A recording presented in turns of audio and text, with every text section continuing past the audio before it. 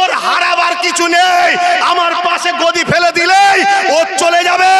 ওর জন্য আব্বাস সিদ্দিকী যথেষ্ট ইনশাআল্লাহর বড় ভাই হিসাবে। সুলতান আসগর আলী হুজুরের মাজারে গিয়ে জানালা ধরে ফিসফিস করে বলে এসেছি, হুজুর আমাকে ক্ষমা করে দেবেন, আমি আপনার নামে করব বলেছিলাম, করতে পারিনি। আজকেই বলে এসেছি। অপরদিকে তার পরের দিন এসে ভাঙা পা দুলিয়ে কি বলেছিল?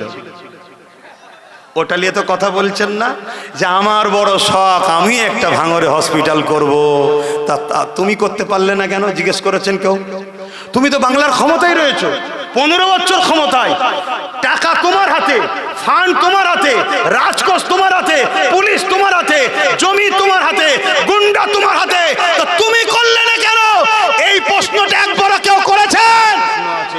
হসপিটালটা আব্বাস সিদ্দিকী করলো না কেন? আপনাদের তো জানার নেই, আমারই জানার আছে। হসপিটালটা আব্বাস সিদ্দিকী করলো না কেন জানবেন? হ্যাঁ, তার আগে একটা ছোট কাজ আছে। আচ্ছা ভাই শুনবেন না? এই এক আসামি বসে আছে, মিন্টু শিকারী। এর জন্যই ওই শয়তান ফেমাস হয়ে গেল। কেন আমি কারো সঙ্গে কথা বলবো সে ফেমাস হবে না, এটা হতে পারে? হ্যাঁ, তো এই ছেলেকে ফোন করেছিলাম আমি। আপনাদের রাহিনুরকে চেনেন? ও আমার সংগঠনের ছেলে। আপনারা সবাই আমার ভালোবাসার মানুষ, কিন্তু এ ছিল ওই ব্লকের দায়িত্বে, আর রাহিনুর ছিল 2 নম্বর ব্লকের দায়িত্বে, আর এই ব্লকের দায়িত্বে ছিল। আজও এ কিন্তু সংগঠনটার সঙ্গে আছে, কিন্তু রাহিনুর ও আমার ছোট ভাইয়ের সাথে চলে গেছে। যাওয়াতে আমি অখুশি নয়। তা বলে তুই যেন চলে যাসনি, তাহলে আমি একা হয়ে যাবো। তো একজন থাক কমসে কম, কথা বুঝে আসছে? তো ওকেও আমি ফোন করেছিলাম যে ভাই জায়গা দেখো। এরা আমাকে কথা দিয়েছে ভাই জায়গা দেখছি, পাচ্ছি। কিছুদিন পরে আবার বলছে ভাই হবে না, হুমকি দিচ্ছে। খুব ঠান্ডা মাথায় বোঝেন, একটা দুটো বুথ জিতার পরে সেই বুথের সদস্যদের ঘরে কাজ করতে দেয়? কেন কাজ করতে দেয় না? যদি কাজ করে ফেলে 5 বছর পর ওই বুথটা দেখে বাকি বুথের লোকগুলো আবার ওর মতো যাবে, তাই তো নাকি? এদের মাথায় যে এই প্ল্যানটা ছিল আমি জানি না, যে 5 বছর পর ভোটের সময় এলে বলবে যে হসপিটালটা কোথায়। এরা করতে দেয় না।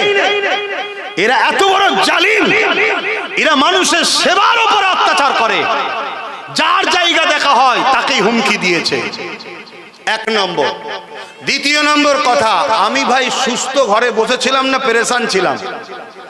ভোটটা হয়ে যাবার পর 1-1.5 বছর ধরে মানুষের ঘর বাড়ি ভাঙা, মার চুর, কেস কামারি হয়েছে না হয়নি? তার কিছুদিন পরে 6 মাস পরে আবার পঞ্চায়েত ভোট এসেছিল না, আসেনি? ওইলি আবার তারপরে মারধর হয়েছে না হয়নি?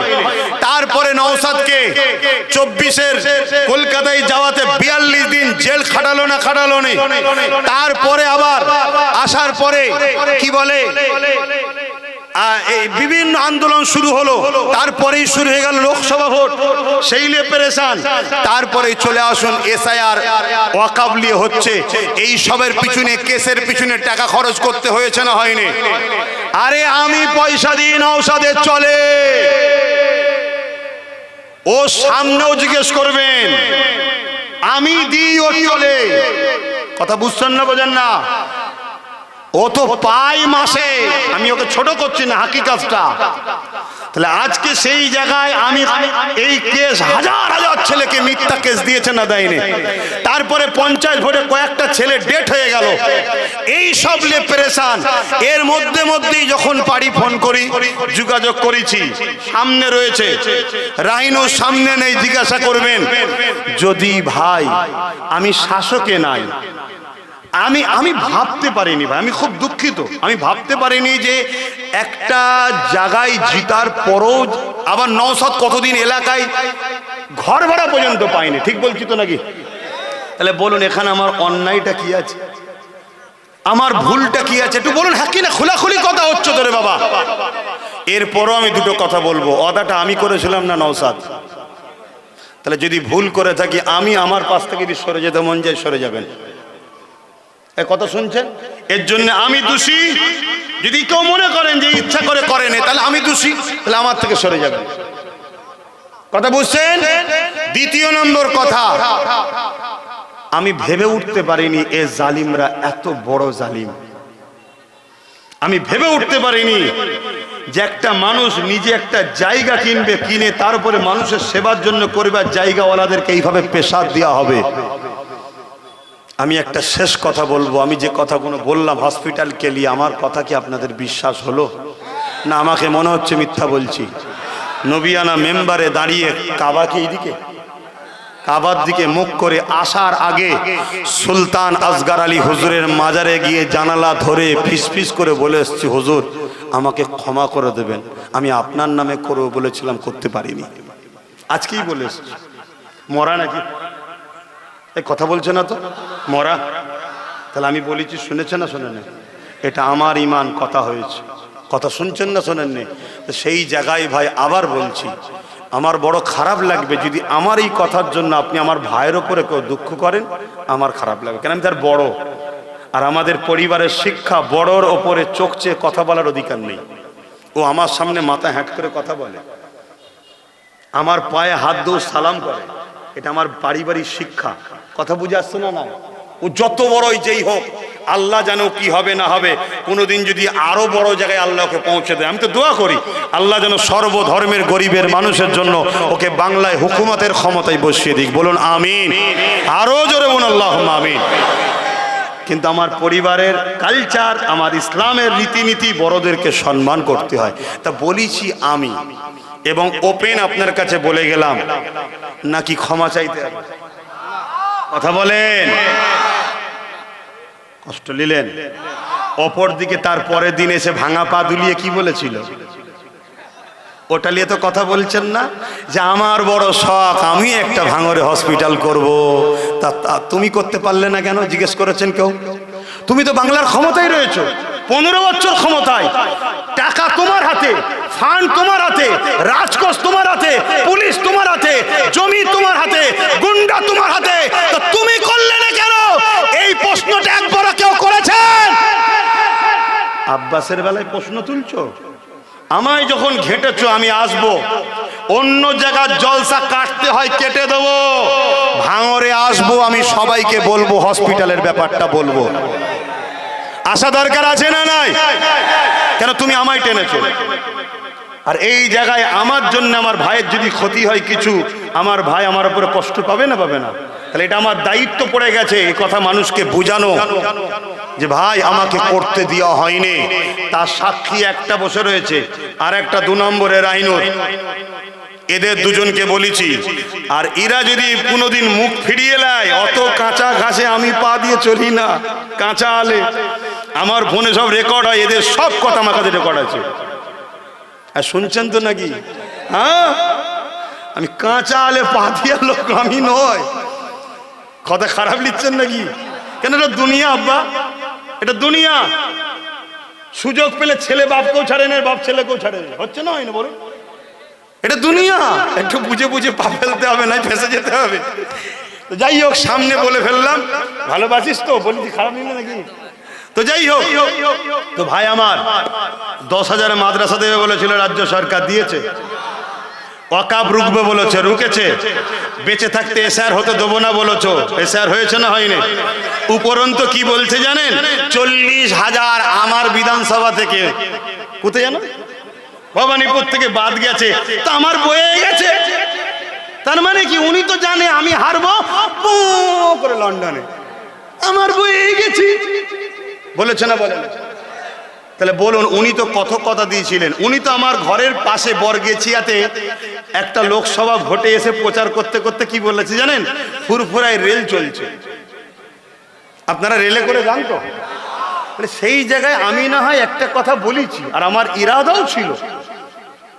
এই জায়গায় দাঁড়িয়ে থেকে ভাই আমি করতে পারিনি। আমি নিজে থেকে স্যালেন্ডার হয়ে যাচ্ছি, আমি করতে পারিনি। ছেলেটাকে, ভাইটাকে মাফ করা কি যাবে? হাত তুলে সাক্ষী দিয়ে বলুন, মাফ করা কি যাবে? কথাটাকে বলেছিলাম, করতে পারিনি, ক্ষমা করা কি যাবে? বাস, ক্লিয়ার। আমি আমার বাপ মা ভাই বোনেদের কাছে যথেষ্ট। বাকি কে কোথা কি বলছে ওলিয়ে ভাবার সময় আছে আব্বাস সিদ্দিকী? শোনো, নিজেকে বাজ পাখি বানাও, নিজেকে বাজ পাখি বানাও। কাক বাজ পাখির মাথায় ঠোকর মারে, আর বাজ পাখি কিন্তু কাকের প্রতিশোধ নেয় না। বাজ পাখি এত উপরে ওঠে, এত উপরে ওঠে, এত উপরে ওঠে, কাক সেখানে গিয়ে আর অক্সিজেন নিতে পারে না, বাধ্য হয়ে নেমে পড়ে, বাজ পাখি উপর দিয়ে চলে যায়। অতএব আল্লাহ চাইলে তোমরা দোয়া ও সাথ দাও, ইনশাআল্লাহ আমি দোয়া করি আল্লাহ আমার ভাইকে অনেক অনেক উপরে যেন তোলে। বলুন আল্লাহুম্মা আমিন। কি জন্যে? মানুষের স্বার্থে, দেশের স্বার্থে। আমার ভাই ধর্মগুরু নয়, শুনছেন তো? ধর্ম দিয়ে যদি তোকে মাথা মারতে হয়, ও রাজনীতি ছেড়ে দিয়ে আমার মতো চলে আয়, এসে কানে হাত দিয়ে বাবারা বাবারা বাবারা কর। শুনছেন তো নাকি? তুই গেছিস রাজনীতি করতে, মানুষের নেতা, হিন্দু মুসলিম খ্রিস্টান আদিবাসী ওসব দেখবি নি, মানুষ মানুষ মানুষের পাশে দাঁড়াবি। আলহামদুলিল্লাহ দাঁড়াচ্ছে আজকে। তাই বাংলায় যদি সব থেকে জনপ্রিয় কেউ কোনো রাজনীতির নেতা থাকে, বিরোধী দলের নেতাদের মুখ থেকেও শোনা যাচ্ছে সেটার নাম নওশাদ।